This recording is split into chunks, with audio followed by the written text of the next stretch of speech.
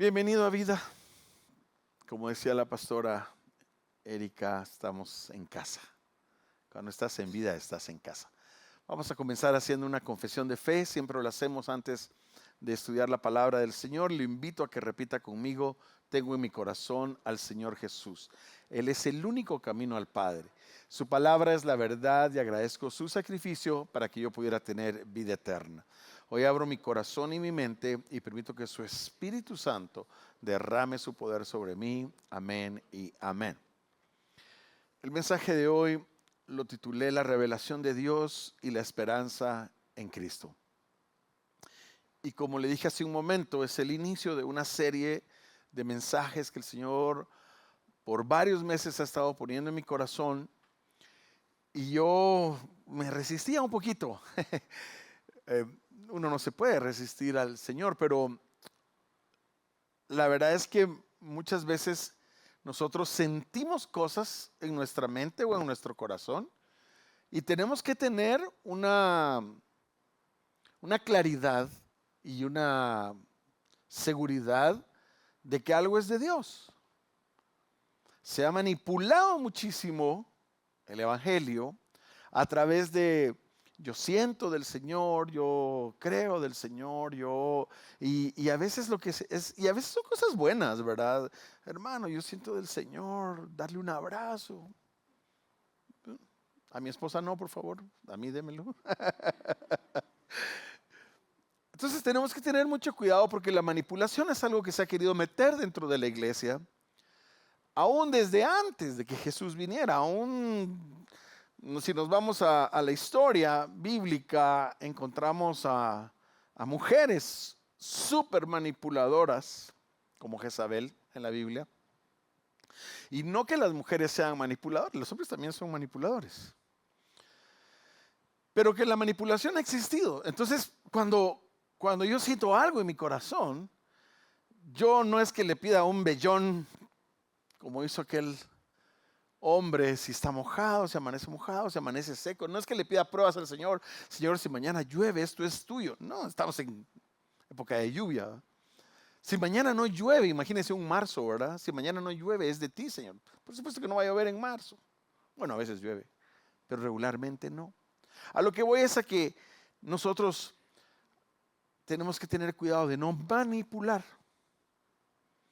Y cada vez que yo me paro aquí al frente, lo que menos yo quiero es manipularlo. Lo que yo más quiero es enseñarle. Disfruto enseñar la palabra de Dios. Y el objetivo principal de enseñar la palabra de Dios no es que usted se vaya y que diga: ay, qué bonito predicó el pastor. Ay, yo necesitaba esa palabra. Ese mensaje era para mí. Lo escucho todos los domingos. Casi todos los domingos alguien se acerca y me dice: esa palabra era para mí. Y por favor, si la palabra es para usted y usted me lo quiere decir, dígamelo. Porque eso me alegra, me llena mi corazón. Cuando alguien me dice, porque a veces yo me bajo y digo: uy, hoy sí estuvo muy fuerte. Y cuando alguien me dice: pastor, esa palabra era para mí, digo: gracias, Señor. Me alegro, de verdad me alegro, porque el trabajo del pastor es servir, no servirse. El trabajo del pastor es venir aquí y servirle a usted en el ministerio de la enseñanza, porque la palabra es buena para enseñar, para redarguir, para muchas cosas. Y si usted se va de este lugar con algo que usted puede poner en práctica basado en la palabra de Dios, yo soy el hombre más feliz del mundo. Y leyendo, escuchando, el Señor me llevó a Romanos, a la carta de Pablo a los romanos. Usted conoce a Pablo, al apóstol Pablo, fariseo de fariseos, un hombre tenaz, un hombre muy atrevido, muy aguerrido, muy celoso de la palabra antes de conocer a Jesús y más aún después de conocer a Jesús. Tan celoso que andaba metiendo a la cárcel a los cristianos hasta que tuvo su encuentro, un encuentro literalmente personal con Jesús. Y aunque en el libro de Hechos, más o menos a partir del capítulo 8, capítulo 20 y tantos, vemos mucho de la vida de Pablo, Pablo empieza a escribir unas cartas que son la base del cristianismo, y por eso se le llama a Pablo como el arquitecto de la iglesia como la conocemos hoy. Y la carta a los romanos es bien interesante. Es una carta que Pablo escribe antes de ir a Roma. El primero iba a ir a Jerusalén, después tenía planeado ir a Roma, pero antes de ir a Roma, como no sabía qué le iba a pasar, él sabía que estaba expuesto a muchos peligros que lo iban a perseguir. Él decidió escribir una carta porque en caso de que no llegara, él quería mandar un mensaje a Roma. Y cuando él escribe la carta a los romanos, es una carta bien interesante. 153 veces aparece la palabra Dios en esa carta. Es una carta que literalmente se puede conocer como el compendio del cristianismo. Y cuando uno la empieza a leer, desde el capítulo 1, Pablo se quita el cincho y empieza a dar. Pero también muestra el amor de Dios. Y hoy quiero empezar precisamente esta serie de estudios de la carta de Romanos. Porque, como le decía hace un momento, nos va a dar principios de vida. Nos va a dar oportunidades para que nosotros pongamos en práctica la palabra de Dios. Para que mi deseo es que usted crezca en el Evangelio. Que no nos quedemos estancados. Que no nos volvamos solo oidores, sino que nos volvamos en personas que practicamos la palabra de Dios, que la ponemos por obra, y en algún momento, como le decía también, nos va a redarguir. Y le voy a decir una cosa: estudiando y preparando el mensaje, el Espíritu Santo redarguía mi vida. Y yo decía, ay Señor, pero si esto es para mí es esto. Pero estoy seguro que también es para usted. Pablo no escribió la carta a los romanos para Alfredo Salazar. La escribió para los romanos y para el resto de la humanidad, que un día íbamos a necesitar escuchar estas palabras. Hay muchas verdades que nos recuerdan la importancia de vivir conforme al plan de Dios para nuestras vidas. No somos casualidad. Usted no es una casualidad. Usted no va a oír este mensaje por casualidad. Usted va a oír este mensaje porque Dios quería que usted lo escuchara. Porque vivimos situaciones que necesitamos transformar en nuestras vidas para que el plan de Dios se lleve a cabo. Nosotros tenemos un propósito en esta vida. Nosotros no nos vamos a partir de este mundo hasta que hayamos cumplido el propósito, hasta que hayamos cumplido lo que el Señor nos llamó a hacer en esta tierra. Y en Romanos encontramos muchas cosas que nos van a llevar a esta claridad, a esta luz. Pero hoy quiero hablarle de 3, empezando la carta a los Romanos. En el versículo 20 del capítulo 1, Pablo escribe: porque desde la creación del mundo, las cualidades invisibles de Dios, desde la creación del mundo, mira hasta dónde nos lleva Pablo, desde la creación del mundo, las cualidades invisibles de Dios, es decir, su eterno poder y su naturaleza divina, se perciben claramente a través de lo que Él creó, de modo que nadie tiene excusa. Muchas veces, y más en estos tiempos, hay un movimiento para que nosotros dejemos nuestra fe, para que nosotros no creamos en Dios. Pero Pablo dice, no hay excusa. Desde la creación el Señor viene revelando su poder, esas cualidades de Él. El día que tú dudes de Dios, ponte a pensar cómo nosotros somos creados, cómo este mundo existe. Si este mundo estuviera un poquito más corrido hacia el sol, nos quemamos. Aunque en estos días pareciera que estamos acercándonos al sol, ¿verdad? ¡Qué calor! Anoche yo sentía que me derretía, hermano. Estaba fuerte el calor ayer en la tarde. Y me dice, alguien me dijo hoy en la mañana, no me acuerdo quién, me dice, y vienen 3 semanas de mucho calor todavía, pastor. Yo, está bien. Pero si estuviéramos un poquito más alejados del sol, nos congelamos. O sea, Dios puso este planeta en el lugar perfecto. Y si empezamos a ver cada cosa de la creación, como las flores son polinizadas por las abejas, por algunos otros insectos,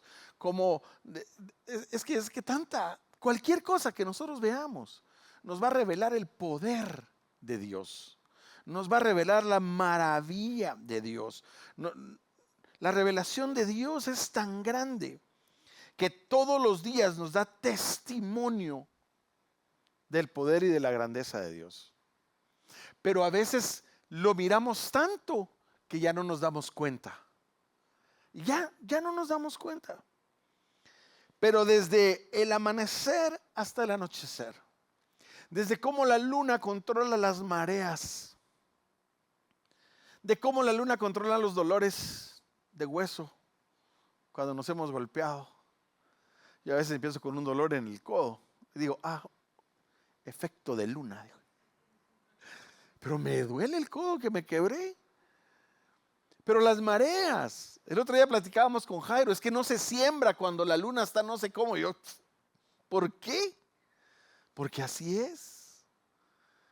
Hay cosechas que no se hacen en cierto tiempo, porque Dios dejó establecido un orden.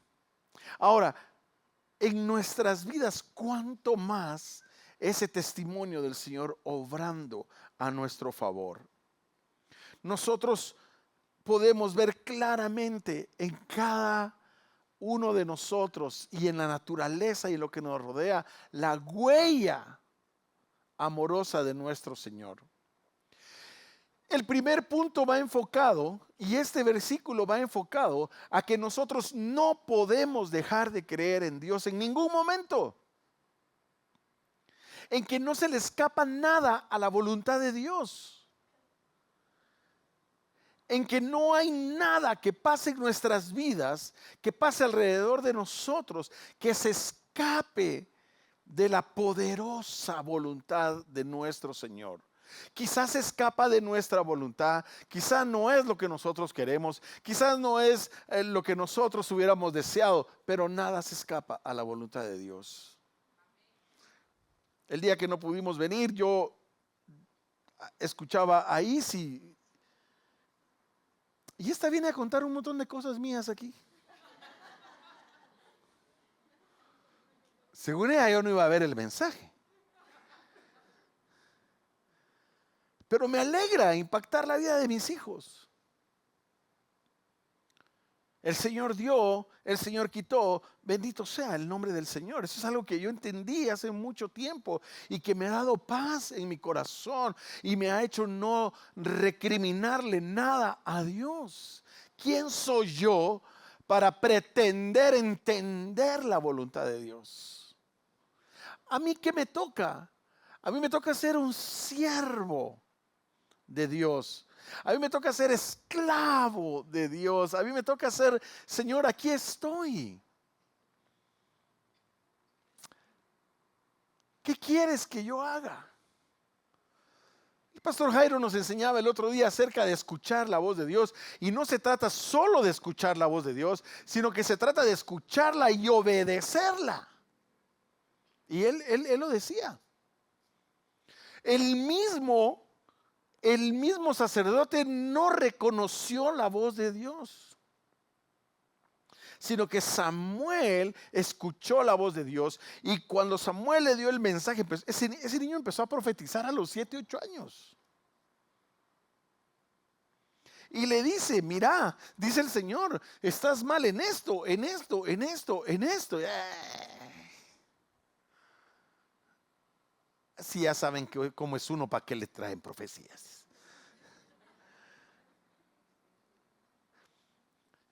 Pablo nos está diciendo, y lo vamos a ver en un momento, que lo primero que tenemos que ver en esta revelación es que Dios está presente en todos los momentos de nuestras vidas. Dios está presente en cada momento de nuestras vidas. Está presente en los momentos felices. Dios está presente en los momentos tristes. Dios está presente en los momentos de éxito. Dios está presente en los momentos donde aparentemente hay un fracaso. El otro día alguien me preguntó y me decía, es que vos sos emprendedor. Vos le entras a un montón de cosas. ¿Qué no has hecho? Y pues, y el hambre, pues, y la necesidad.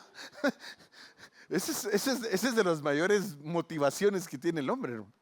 El hambre, la necesidad. O sea, uno mira qué hace. Y me ha tocado, de todo. Hoy platicaba con Jorgito y le decía, mano, es que a mí me ha tocado hacer de todo. Mensajero, cocinero, mesero, jardinero. Un día les voy a contar el día que me vine de un segundo piso por estar cortando un árbol. Vaya que caí entre las flores.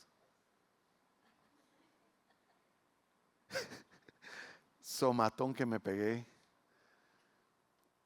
Pero en cada momento ahí está Dios. Y cuando Pablo nos dice esto, nos está diciendo, su amor, su cuidado siempre estará contigo.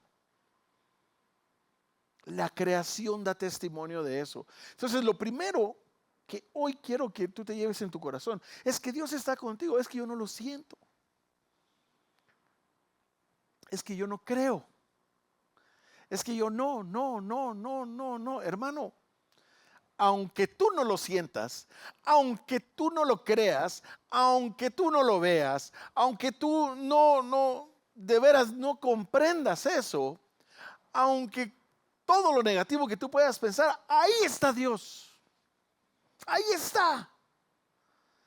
Y a veces somos nosotros los que no lo queremos ver y los que no lo queremos sentir. Es que yo no siento a Dios. Y le adoras y te metes y te postras y estás metido con el Señor. O estás viendo tele y vamos a ver quién está jugando hoy. Ay, Padre, que ganen, Señor. Padre, ahí se ponen a orar para que gane su equipo.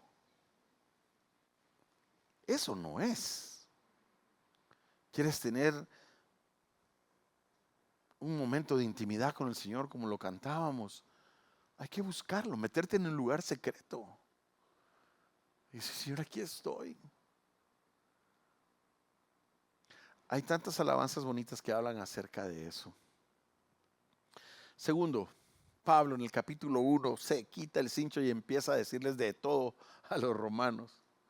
El pecado y la necesidad de redención, Pablo la muestra de una forma muy linda, porque a pesar de la clara revelación de Dios a través de la creación, a través de todo lo que vemos, a través de todo lo que tenemos a nuestro alrededor, la humanidad ha optado por alejarse del camino correcto.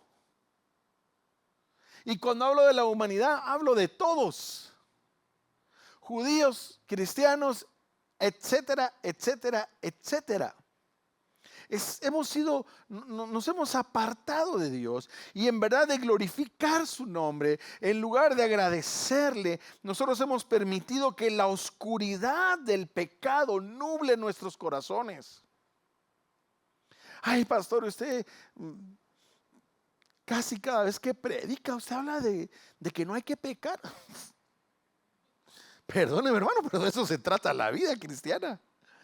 La vida cristiana se trata de vivir una vida de acuerdo a la voluntad de Dios, y el pecado nos aleja de Dios, pero sin santidad nadie verá a Dios.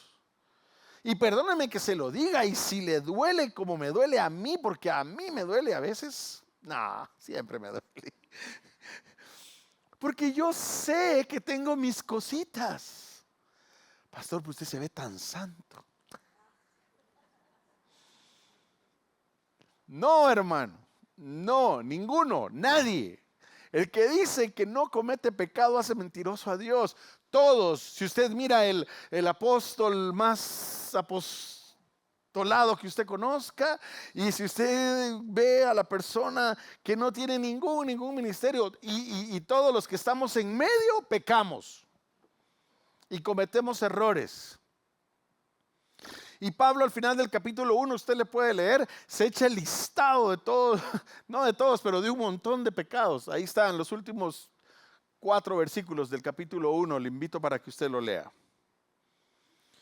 En el verso 21 del capítulo 1 dice, porque aunque conocían a Dios, no lo glorificaron como a Dios ni le dieron gracias, sino que se extraviaron en sus inútiles razonamientos y se les oscureció su insensato corazón. O sea que ya conocían a Dios. Este mensaje va como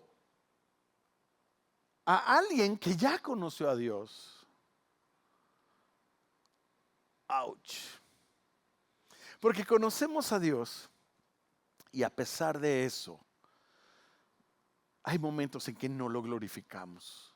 Hay momentos en que no le damos gracias. Hay momentos en que nos extraviamos pensando, usando inútiles razonamientos. Es que el doctor ya dijo que esto no. Es que el trabajo no. Es que piden muchos requisitos. Es que mis hijos ya no. O sea, empezamos a tener inútiles razonamientos cuando nuestro pensamiento tiene que estar alineado a la mente de Cristo, y la mente de Cristo es sobrenatural, y nosotros debiéramos de tener ese pensamiento. Nuestra vida no es una vida natural, nosotros vivimos en lo sobrenatural.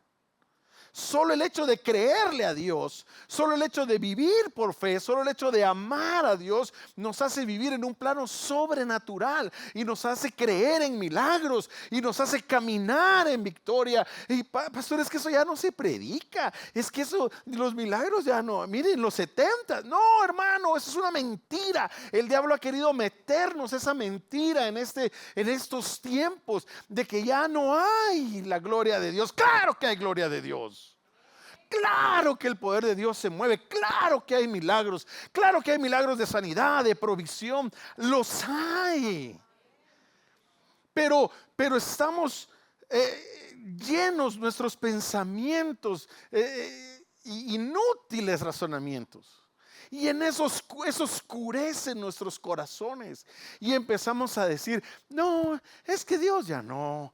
No, es que eso era antes. Miren, en tiempo de Gigi Ávila pasaba eso. No, es que miren, en tiempo de Billy Graham pasaba eso. Mire ahora, tanto pastor ahí metido en problemas. Y caemos en la mentira de creer que es la gente, pero es el Señor. Y el Señor no cambia. Él es el mismo ayer, es el mismo hoy y va a ser el mismo por la eternidad. Y cuando nosotros nos agarramos de eso, hay un movimiento para no tener fe. ¿Cómo es posible eso? Hay un movimiento para que uno ya no crea. Hay un movimiento para que uno razone, pero los razonamientos son inútiles. Yo no puedo creer que yo ya no pueda orar por un milagro de sanidad. No, hermano, ahí nos vamos a conformar a la voluntad de Dios, que sea lo que Dios quiera. Por supuesto que va a ser lo que Dios quiere. Por supuesto que va a ser la voluntad de Dios. Pero entonces, ¿por qué Dios dice pedid y se os dará, buscad y hallaréis? ¿Por qué el Señor dice pongan las manos sobre los enfermos? ¿Por qué Jesús lo hizo? Porque Él nos enseñó a hacerlo. Porque podemos hacerlo. Pero nuestra oración es sánalo, Señor. El deseo de nuestro corazón es que se sane. Eso es lo que nosotros anhelamos. Y si es tu voluntad que eso suceda, Señor, pero si eso no pasa, igualmente glorificado va a ser tu nombre.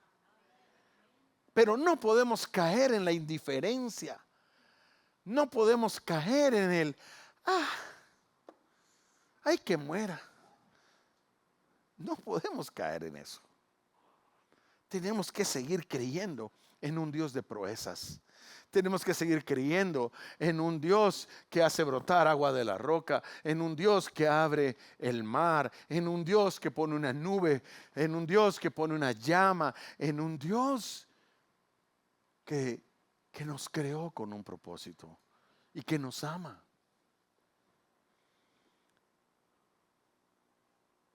Que nuestro corazón no sea necio, que nuestro corazón no sea entenebrecido, porque el alejamiento de Dios nos va a traer sufrimiento.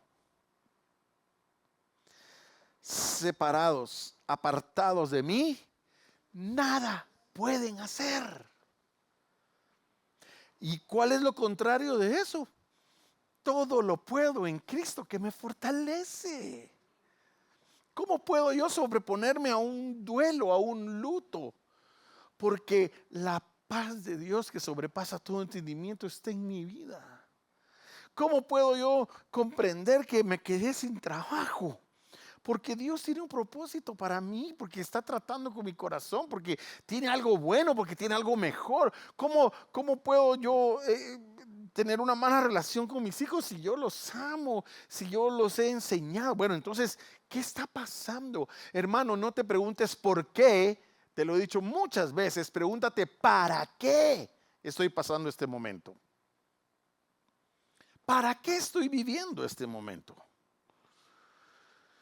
Y ahí es donde Pablo nos da una luz de esperanza. Mire, Calvino, usted sabe quién es Calvino. Tengo una lista. Martin Luther King, Calvino. Hay testimonios de hombres. Lutero. En 1738, un ministro misionero fracasado se lo llevaron a la fuerza a un pequeño estudio bíblico en donde alguien dijo en voz alta el comentario de Martín Lutero sobre Romanos. Como el misionero fracasado dijo después, mientras él estaba describiendo el cambio al cual Dios obra en el corazón a través de la fe en Cristo, yo sentí que mi corazón ardía de manera extraña, sentí que confié en Cristo, solo en Cristo para mi salvación, y una seguridad me dio que Él había llevado mis pecados lejos, lejos, lejos. Y esa noche, John Wesley, uno de los padres de la Reforma, fue salvo esa noche.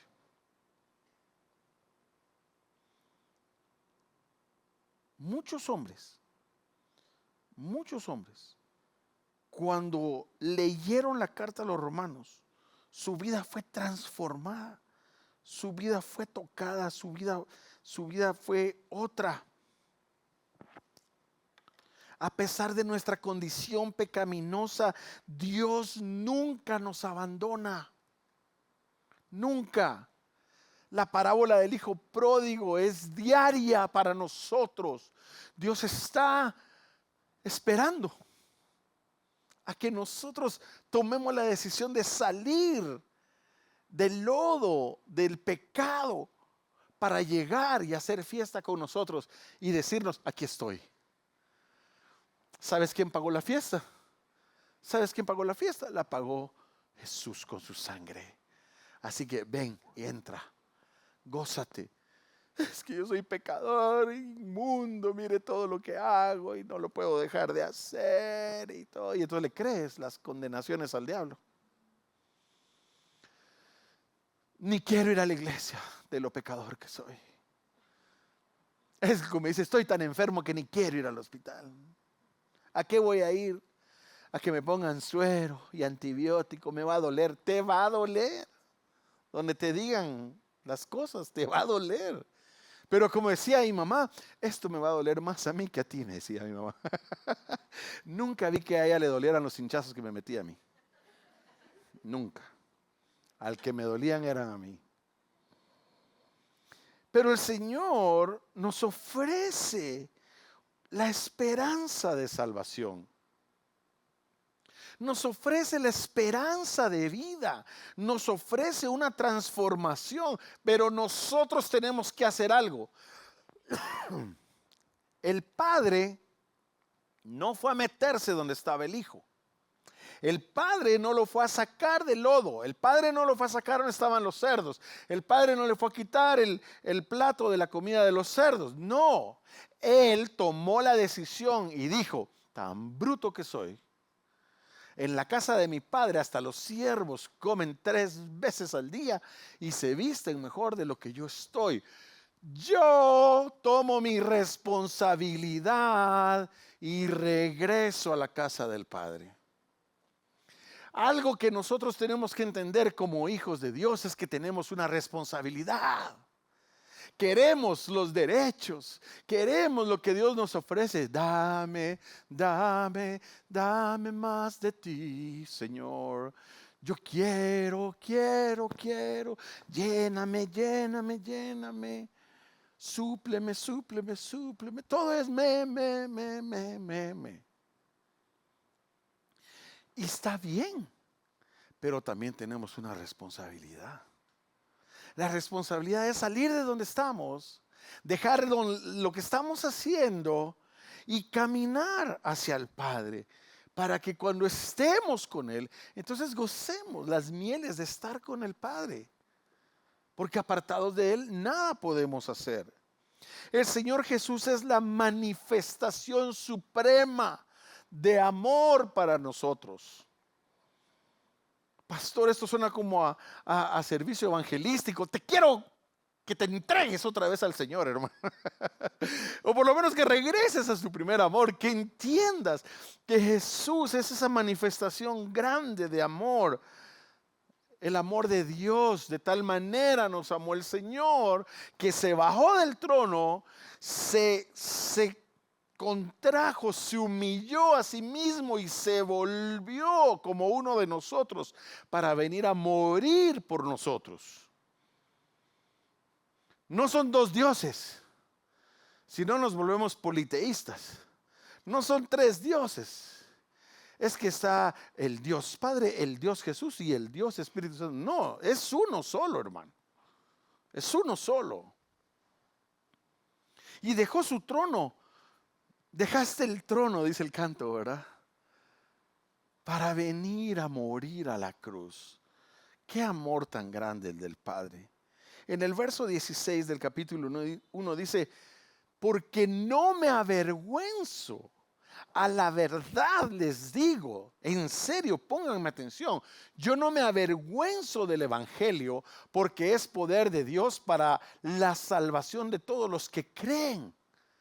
A los judíos primeramente, que se les estaba predicando, porque a los suyos vino y los suyos no le recibieron, pero también a los gentiles, también al griego, dicen otras versiones. En Cristo Jesús nosotros encontramos la redención, la vida eterna. En Cristo Jesús nosotros encontramos la provisión material, espiritual, emocional. Es que me siento solo. No estás solo, no estás sola. Es que a veces me siento, no sé cómo, a veces busca ayuda. Hermanos, el Señor está con nosotros en todo momento. El Señor quiere lo mejor para nosotros en todo momento. Cuando veo estas palabras, y si nos vamos al capítulo 1 de Lucas, vamos a encontrar cosas hermosas. Yo le invito a que usted lea solo el capítulo 1, solo el capítulo 1. No me avergüenzo del Evangelio. En una ciudad tan sofisticada como era Roma, en un lugar tan importante, algunos podrían haberse avergonzado del Evangelio. Pero Pablo dice, yo no me avergüenzo del evangelio, sino que al contrario, predico a un Salvador crucificado y resucitado.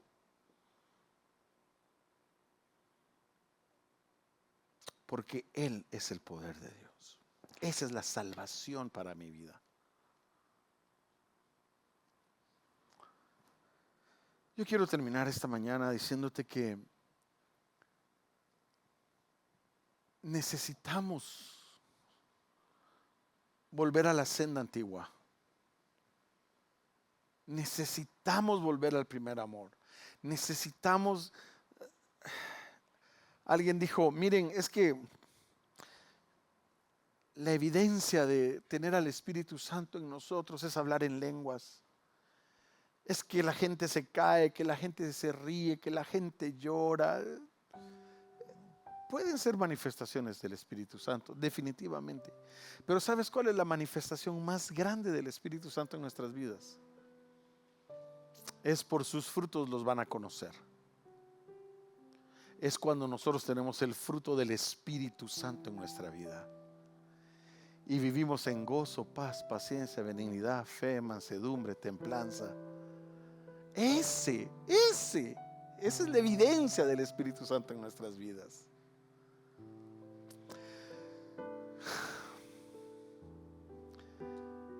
No se enoje conmigo. Enójese con Pablo. Él fue el que escribió la carta a los romanos. Yo soy el mensajero nada más. Pero de verdad espero que esto toque su vida. Cierre sus ojos, Padre. Señor, aquí estamos. Aquí estamos, Señor. Creyendo en ti, amándote a ti. Deseando en nuestro corazón, Señor. Yo es el deseo de mi corazón que este mensaje nos inspire a todos a contemplar tu grandeza, Señor. Tu creación, a reconocer la gravedad del pecado en nuestras vidas y a la necesidad de redención, de perdón, de ponernos a cuentas y abrazar con gratitud esa esperanza, ese perdón, ese amor que solo hay en ti, Señor Jesús. Señor, hoy oro para que todos los que estemos aquí podamos vivir conforme a tu voluntad, glorificándote en todo lo que hacemos, que todo lo que hagamos glorifique tu nombre, Señor.